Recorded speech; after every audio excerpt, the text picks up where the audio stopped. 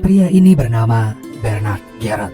Ia merupakan seorang agen perumahan yang selalu saja dipandang sebelah mata. Ya, karena dirinya adalah orang berkulit hitam.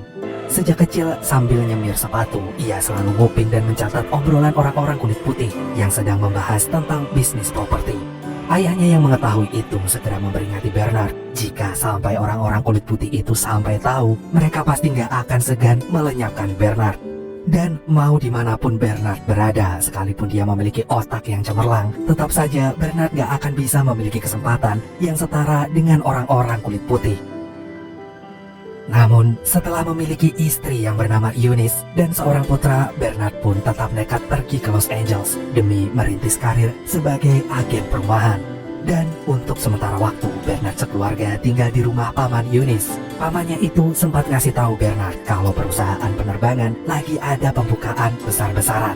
Sayangnya, Bernard sama sekali nggak tertarik lantaran ingin fokus dengan karir yang telah dipilihnya. Mendengar itu, si paman pun langsung menertawakan dan mengejek Bernard. Gak tinggal diam, Eunice lantas membela Bernard karena ia yakin suaminya itu kelak akan berhasil meraih impiannya. Bernard pun bersumpah, cepat atau lambat, ia pasti akan mengeluarkan anak dan istrinya dari kesengsaraan ini. Keesokan harinya, sewaktu nganterin keponakannya kerja sebagai kuli bangunan, Bernard diperkenalkan dengan Matt yang merupakan teman dari keponakannya itu. Setelah itu, Bernard pun berkeliling mencari satu persatu rumah yang sedang dijual.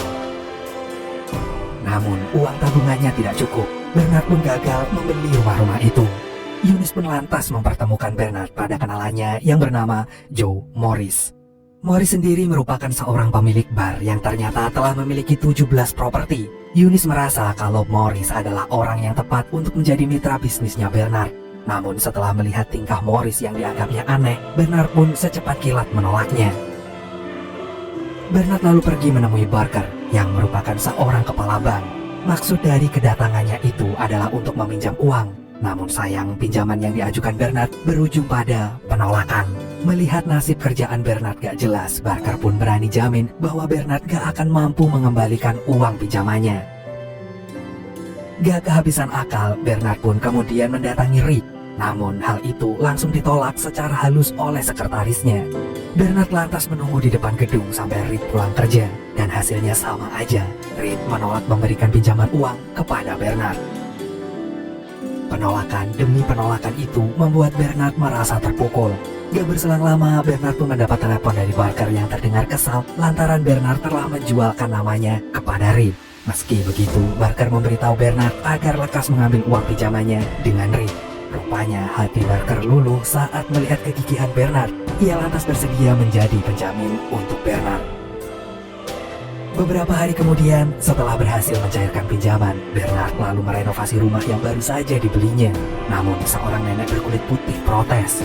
Ia nggak sudi bila lingkungan perumahannya kini dihuni dengan orang kulit hitam seperti Bernard.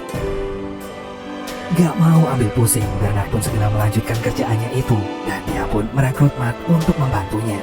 Awalnya, Bernard takut Matt keberatan bekerja padanya, mengingat warna kulit mereka berbeda. Namun dengan cepat, Matt membantahnya. Matt akan bekerja pada siapapun tanpa memandang apapun, asalkan ada duitnya. Gak berselang lama, datanglah seorang polisi yang ternyata dipanggil oleh si nenek berkulit putih itu. Melihat Bernard memiliki salinan surat rumahnya, polisi itu pun gak jadi menangkap Bernard. Besoknya, Barker mengunjungi Bernard. Mengingat Bernard memiliki kejelian dengan nilai suatu gedung, tanpa banyak basa-basi, Barker langsung mengajak Bernard bekerja sama dalam menjalani bisnis properti itu dengan pembagian hasil 50-50. Mendengar itu, Bernard pun menyetujuinya.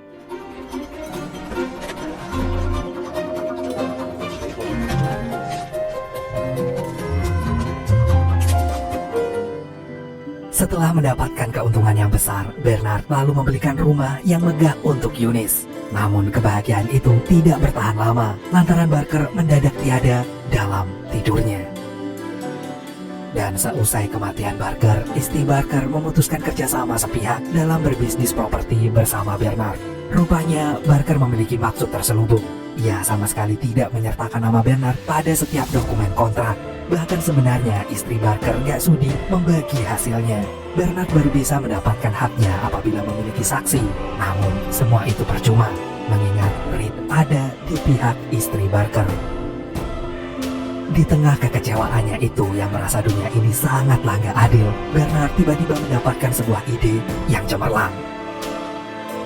Bernard pun segera menemui Morris, dan tanpa banyak basa-basi, Bernard mengajak Morris untuk membeli semua gedung yang ternyata disewakan dengan 12 bank besar yang ada di Los Angeles, agar bank itu gak bisa lagi menolaknya saat dia membutuhkan uang pinjaman. Morris yang mendengar itu sontak tertawa. Ia menganggap semua itu akan sangat mustahil terwujud, mengingat mereka gak akan bisa membiarkan orang kulit hitam membelinya. Dan sambil tersenyum, Bernard mengatakan bahwa dia akan meminta bantuan Matt sebagai orang yang akan tampil di depan orang-orang kulit putih. Meski Matt benar-benar buta dalam bisnis ini, tetapi Bernard yakin Matt akan bisa melakukannya, karena Bernardlah yang akan mengajari semuanya dari nol. Setelah berpikir, Matt akhirnya bersedia melakukannya. Meski di awal-awal Matt sangat kewalahan, namun lambat laun Matt pun berhasil melakukan hal yang sudah diajarkan oleh Morris dan juga Bernard. Well, looks like I got my answer. No, you move. Not you I'm worried about, Mr. Garrett. You're getting $30,000 net income per year. It's a 10 from the 10 multiple we were just talking about. That'd be great.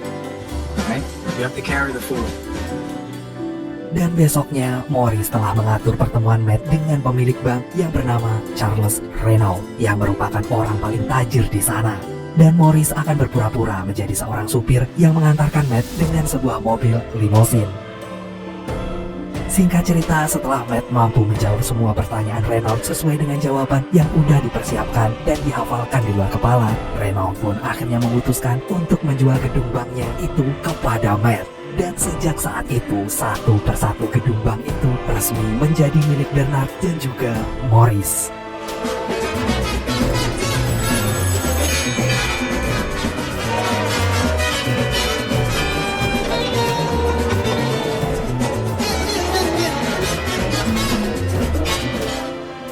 Beberapa tahun kemudian, Bernard pun memboyong keluarga kecilnya itu kembali ke kampung halamannya yang berada di Texas, di mana akhirnya Bernard bisa berkumpul lagi bersama dengan ayahnya.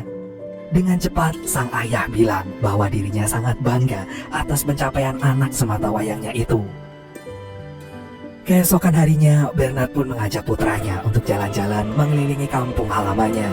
Di depan gedung sebuah bank, terlihat ada bocah penyemir sepatu. Bernard pun meminta tuh bocah menyemir sepatunya. Sayangnya, permintaan Bernard itu langsung ditolak. Rupanya bocah itu hanya akan menyemir sepatu orang-orang berkulit putih saja. Bernard kira rasisme di desanya itu telah memudar. Namun nyatanya rasisme itu masih tetap ada dan malah semakin menjadi-jadi.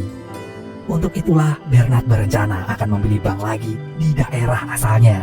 Ia kemudian akan memberikan akses kemudahan bagi orang-orang berkulit hitam yang akan menjalankan bisnisnya sendiri melalui sebuah program pinjaman. Awalnya, Morris sangat menentangnya, mengingat hal itu sangatlah tidak masuk akal. Namun akhirnya, Morris luluh juga. Ia juga nggak ingin orang-orang kulit hitam terus-menerus merasa tersisihkan. Dan besoknya, Matt pun bertemu dengan pemilik bank, Mainland. Sayangnya, ada seorang yang terus-menerus menaruh curiga dengan pembelian bank itu. Namanya adalah Florence. Meski Florence terus mencerca Matt dengan beragam pertanyaan, namun akhirnya Bank Mainland berhasil juga menjadi milik Bernard. Florence yang masih penasaran itu diam-diam mulai mengikuti Matt dan kemudian menemukan kenyataan jika Matt sedang bertemu dengan Bernard. Sesampainya Matt di rumah, istrinya menanyakan tentang perkembangan karir Matt yang terlihat stuck di situ saja. Di situ sang istri mengatakan bahwa Matt pun harus menjadi bagian dari pemilik bank itu juga. Matt gak seharusnya menjadi tameng Bernard dan Morris dalam bernegosiasi tentang penjualan. Mendengar itu, Matt pun setuju. Besoknya saat Bernard, Morris, dan Matt sedang kumpul, mereka tiba-tiba saja dikejutkan dengan kedatangan Florence. Ia berencana akan melaporkan mereka bertiga kepada ayahnya lantaran telah menipu ayahnya.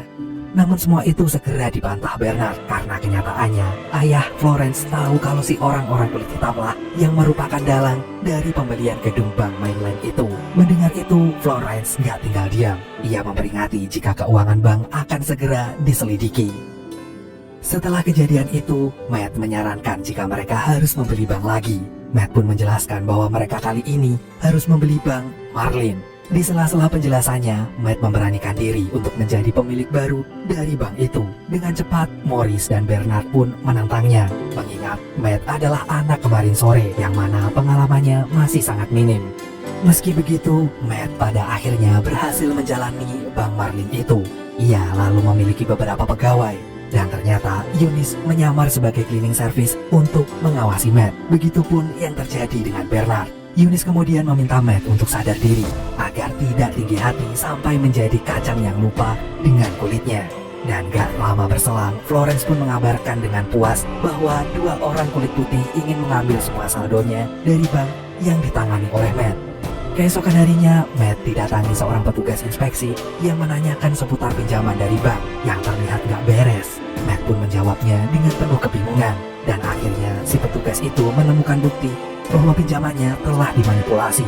Ia lalu menyuruh Matt untuk menutup program pinjaman tersebut.